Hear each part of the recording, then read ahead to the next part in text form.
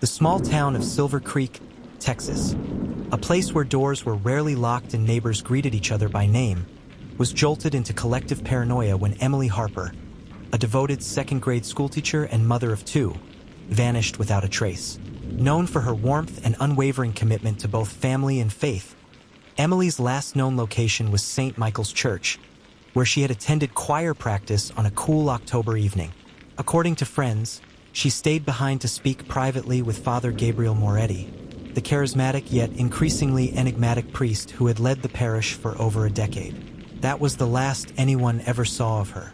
Emily's absence sparked fear not just for her safety, but for the sense of safety Silver Creek had always taken for granted.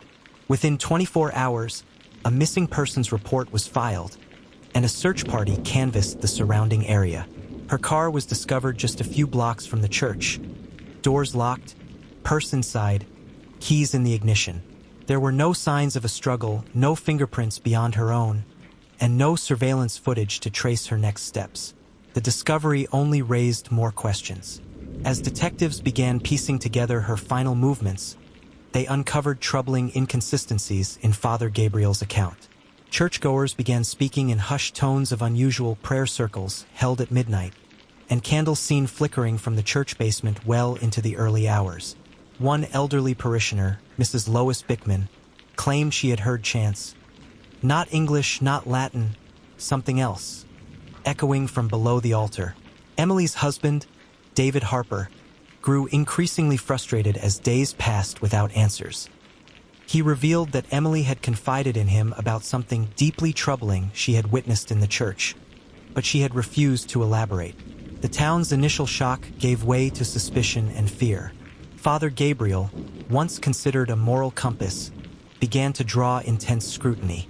Upon executing a search warrant, investigators descended into the church's basement, a dusty, candlelit chamber beneath the nave. What they found defied explanation. Books bound in leather and etched with unrecognizable symbols lined the shelves. A ceremonial altar sat in the center of a chalk-drawn pentagram. Behind it stood an idol Baphomet, horned and winged, with outstretched arms and hollow eyes. Beneath its feet were ritualistic tools and documents written in code. Though none of this directly linked Father Gabriel to Emily's disappearance, it shattered his carefully cultivated image. Further investigation uncovered layers of secrecy. In Emily's journal, detectives found passages written in cipher, an amateur but deliberate attempt to document what she believed was a vast conspiracy tied to religious abuse, manipulation, and something even darker. Her writings alluded to veiled truths behind the stained glass, and her efforts to expose a secret network tied together by blood and belief. A breakthrough came when forensic analysts discovered blonde hair strands and fibers in the basement that matched neither Emily nor Father Gabriel. There were also strange symbols scrawled in the margins of church attendance logs, some of which traced back decades, noting names that no longer existed in the parish records. As her case grew in complexity, so too did the community's distrust in their institutions. Rumors of a shadow organization, possibly linked to Illuminati mythology, began swirling, fueled by strange calls received by local law enforcement and surveillance footage showing an unidentifiable figure leaving the church at 3:14 a.m. the night Emily vanished. A local librarian, Naomi Ellis, stepped forward with chilling testimony.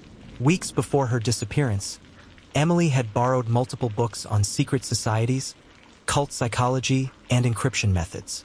Naomi remembered her trembling hands and whispering, "If I disappear, it won't be random." Compounding the mystery, 2 other women had gone missing from nearby towns over the past 5 years under eerily similar circumstances.